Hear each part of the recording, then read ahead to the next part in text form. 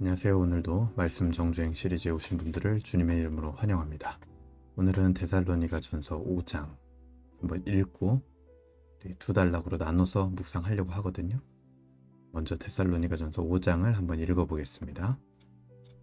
제5장. 형제들아, 때와 시기에 관하여는 너에게 쓸 것이 없으면 주의 날이 밤에 도둑같이 이를 줄을 너희 자신이 자세히 알기 때문이라. 그들이 평안하다 안전하다 할 그때에 임신한 여자에게 해산의 고통이 이름과 같이 멸망이 갑자기 그들에게 이르리니 결코 피하지 못하리라. 형제들아, 너희는 어둠에 있지 아니하매 그날이 도둑같이 너희에게 임하지 못하리니 너희는 다 빛의 아들이요 낮의 아들이라. 우리가 밤이나 어둠에 속하지 아니하나니 그러므로 우리는 다른 이들과 같이 자지 말고 오직 깨어 정신을 차릴지라. 자는 자들은 밤에 자고 취하는 자들은 밤에 취하되 우리는 낮에 속하였으니 정신을 차리고 믿음과 사랑의 호심경을 붙이고 구원의 소망의 투구를 쓰자. 하나님이 우리를 세우심은 노하심에 이르게 하심이 아니요 오직 우리 주 예수 그리스도로 말미암아 구원을 받게 하심이라. 예수께서 우리를 위하여 죽으사 우리로 하여금 깨어있든지 자든지 자기와 함께 살게 하려 하셨느니라. 그러므로 피차 권면하고 서로 덕을 세우기를 너희가 하는 것 같이 하라. 형제들아, 우리가 너희에게 구하노니 너희 가운데서 수고하고 주 안에서 너희를 다스리며 권하는 자들을 너희가 알고 그들의 역사로 말미암아 사랑 안에서 가장 귀히 여기며 너희끼리 화목하라. 또 형제들아, 너희를 권면하노니 게으른 자들을 권계하며 마음이 약한 자들을 격려하고 힘이 없는 자들을 붙들어주며 모든 사람에게 오래 참으라. 삼가 누가 누구에게든지 악으로 악을 갚지 말게 하고 서로 대하든지 모든 사람을 대하든지 항상 선을 따르라. 항상 기뻐하라. 쉬지 말고 기도하라. 범사에 감사하라. 이것이 그리스도 예수 안에서 너희를 향하신 하나님의 뜻이니라. 성령을 소멸하지 말며 예언을 멸시하지 말고 범사에 헤아려 좋은 것을 취하고 악은 어떤 모양이라도 버리라. 평강의 하나님이 친히 너희를 온전히 거룩하게 하시고 또 너희의 온 영과 혼과 몸이 우리 주 예수 그리스도께서 강림하실 때 흠없게 보존되기를 원하노라. 너희를 부르시는 이는 미쁘시니 그가 또한 이루시리라. 형제들아, 우리를 위하여 기도하라. 거룩하게 입맞춤으로 모든 형제에게 문안하라. 내가 주를 힘입어 너희를 명하노니 모든 형제에게 이 편지를 읽어주라. 우리 주 예수 그리스도의 은혜가 너희에게 있을지어다. 아멘. 우리 5장을 1절부터 같이 한번 읽어봤습니다. 오늘은 이제 1절부터 11절까지 말씀을 같이 묵상을 좀 해보려고 하는데요. 이제 마지막 때에 관한 바울의 권면이 나오게 됩니다. 이제 바울이 계속해서 앞에서 이제 주께서 강림하실 때에 주께서 재림하신다.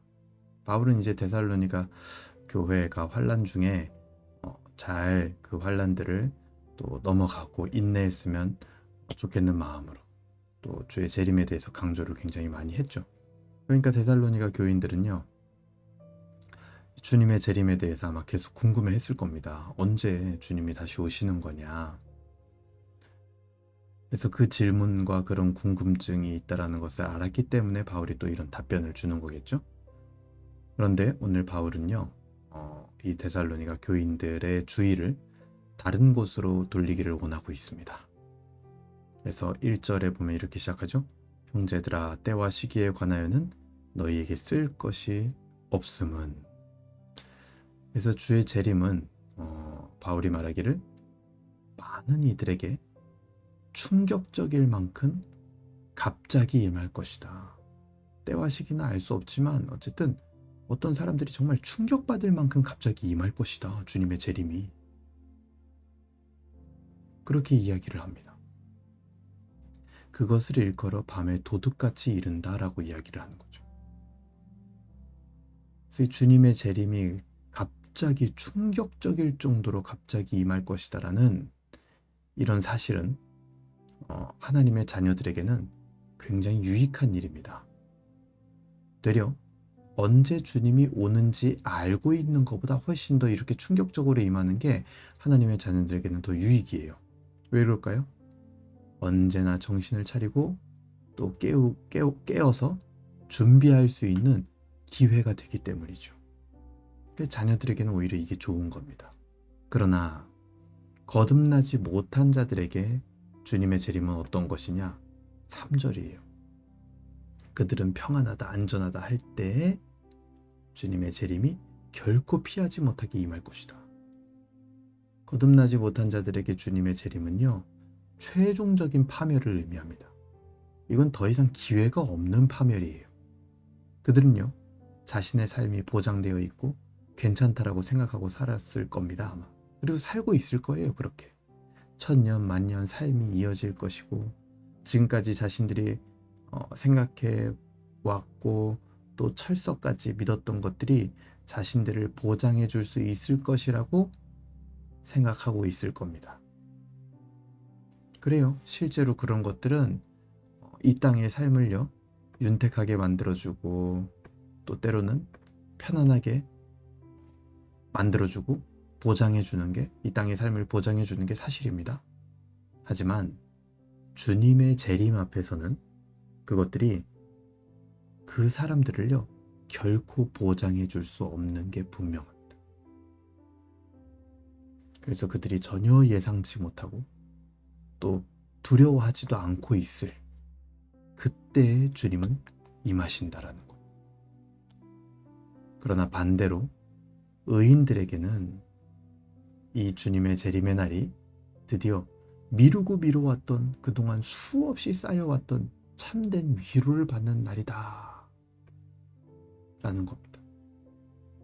우리 모두가 누구나 다 한때는 밤의 자식들이었어요. 하지만 이제는 낮의 아들들이 되었습니다. 빛나는 복음으로 인해서 밤에 속하지 않는 자들이 되었다라는 거예요. 그게 얼마나 감사한 일입니까?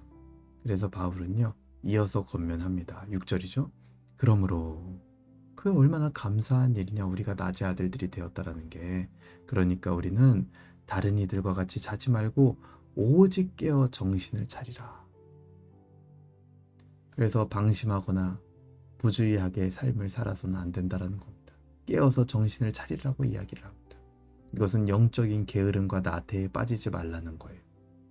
우리는 끊임없이 우리를 깨어있게 하고 단련시키시는 그 하나님 앞에서 부지런히 자녀로서 나아가야 됩니다. 나를 단련시키는 하나님 앞에 계속해서 나아가야 되는 것. 게으르고 나태에 빠지는 자는 어떤 자들입니까? 하나님께 훈련을 받지 않으려는 자들이에요. 원수의 조롱과, 그리고 우리가 너무나 이 땅에서 많이 접하고 있는 매체나 미디어를 통해서 우리 안에 이 진리가 아닌 그 거짓 복음, 그것들이 계속해서 심어지고, 심지어는 그 안에서 막 놀아나면서도 좀처럼 깨어나려고 하거나 또 나의 연약한 부분들을 훈련을 통해서 강하게 하지 않으려고 나태에 빠져서는 안 된다라는 거죠. 이것은요, 어떤 우리가 믿음으로 어떤 성과를 내야 된다라는 게 아닙니다. 단지 뭐예요? 깨어있으라라는 거. 계속 훈련 가운데 있으라라는 겁니다. 건강하고 튼튼하게 있어라라는 거예요. 그리고 나서 바울은 뭐라고 합니까? 8절에 우리는 낮에 속하였으니 정신을 차리고 믿음과 사랑에 호심경을 붙이고 구원의 소망의 투구를 쓰자. 그리고 더 나아가서 우리는 훈련 받을 뿐만 아니라 무장해야 된대요. 그러니까 이 세상에서 단지 나 혼자 깨어있는 것, 그것을 넘어서 다른 일을 구할 수 있는 사람은 어떤 사람입니까? 기본적으로 싸움을 할 줄 알아야겠죠. 무장이 되어 있어야 됩니다. 이 영적 무장의 핵심은요, 오늘 바울은 뭐라고 합니까? 믿음과 사랑의 호심경이. 적어도 이건 있어야 된다는 거예요, 싸우려면. 믿음과 사랑으로 호심경, 불타는 마음, 하나님과 영혼을 향한 믿음과 사랑. 그리고 또 뭐가 필요하대요? 구원의 소망의 투구. 우리가 얻은 구원에 대한 복음적 사실과 그 은혜를 항상 우리 어디에? 머리에 머무르게, 이 복음적 지식을 겸비해야지만 나가서 싸울 수 있다는 거. 구원의 은혜에 대한 복음적 지식과 하나님에 대한 믿음, 영혼에 대한 불타오르는 그 사랑의 마음, 그 정도는 있어야 나 혼자 깨어있는 것을 넘어서 다른 이를 구할 수 있는 사람이 된다는 겁니다. 마지막 때에. 그러므로 죽은 자든 산 자든 이 약속에 의지하여 항상 깨어서 자기의 삶을 잘 사는 것이 중요하다. 언제 주님 오는지 막 그걸 점치고 알려고 하고 그게 중요한 게 아니다. 그런 삶을 살아내는 것이 중요하다. 훈련받고 깨어있고 남을 구하는 삶. 그래서 그것을 위해서 서로 간에 권면해라. 이런 일들을 서로 권면해라 라는 것이 오늘 사도 바울의 요지입니다. 예수님의 언약은 어떻습니까? 그 언약을 생각할 때, 그리고 또 그 언약이 우리에게 다가왔잖아요. 여러분 한번 생각해 보세요. 그 언약이 나로 하여금 나태에 빠지고 방심하게 하고 있는지, 아니면 더욱 열심을 내어서 훈련받고 믿음과 사랑으로 불타오르게 하는지 한번 생각해 보세요. 예수님의 언약은요, 반드시 후자의 역할을 합니다. 더 열성을 내고 훈련받고 믿음과 사랑으로 불타오르게 하는 역할을 하는 거예요. 그렇다면 내가 만일 전자와 같이 나태에 빠지고 방심하게 되고 있다면 그 이유는 뭘까요? 언약이 지금 나에게 오는 데 있어서 상당한 방해를 받고 있는 겁니다. 무언가로부터.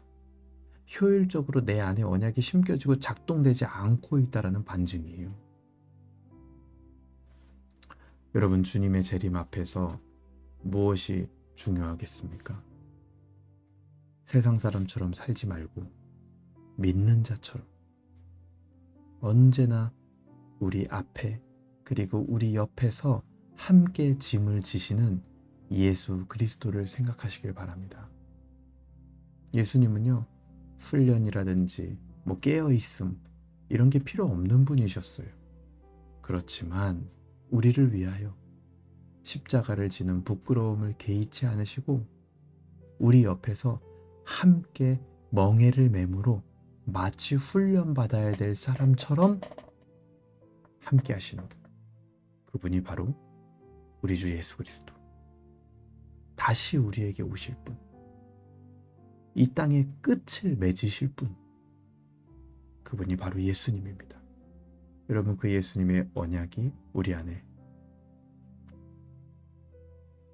훈련받게 하고 또 열성을 내게 하고 믿음과 사랑으로 불타오르게 하는 그런 효과적인 일들이 일어나길 주님의 이름으로 소망합니다. 자, 기도하겠습니다. 하나님 아버지, 오늘 데살로니가 전서 5장 말씀 통하여서 마지막 때 주님의 그 재림을 기다리는 사람들이 어떻게 살아야 하는지 다시 한번 깨닫게 하시니 주님 감사합니다. 주님께서 다시 오신다라는 그 언약이 우리를 나태하거나 게으르지 않게 하고 더욱더 훈련을 사모하고 더 믿음과 사랑으로 우리를 불타오르게 하는 그런 언약이 되게 하심에 주님 감사합니다. 하지만 그것들이 효율적으로 우리 안에 나타나지 못하도록 방해되어지는 여러 가지 많은 요소들이 또 우리의 삶에 있는 것도 사실입니다. 그것들 또한 우리가 하나님 아버지 앞에 자녀로서 잘 제거하는 삶을 살게 하여 주시옵소서. 그렇게 살아가다 보면 때로는 지치고 힘들고 하나님의 위로가 필요할 때가 있을 것입니다. 그때마다 우리 주 예수 그리스도를 기억하여 훈련과 깨어있음이 필요 없는 분이시지만 마치 훈련이 필요한 분이신 것처럼 부끄러운 십자가를 지시고 우리 옆에서 함께 멍에를 메어주시는 그 예수님을 우리가 날마다 생각하여 우리가 지금 하고 있는 이 모든 훈련들, 그리고 우리 마음에 일어나는 사랑과 믿음을 따라 살아갈 때 당하는 여러 가지 어려움들, 그것들을 잘 이겨나갈 수 있도록 하나님 은혜를 베풀어 주시옵소서. 감사드리며 예수님의 이름으로 기도합니다. 아멘. 네, 감사합니다. 오늘 데살로니가전서 5장 같이 묵상할 수 있어서 너무나 감사했고요. 또 한 주의 마무리를 하는 금요일입니다. 오늘은 이제 각 교회별로 또 금요일 기도회가 있는 날이죠.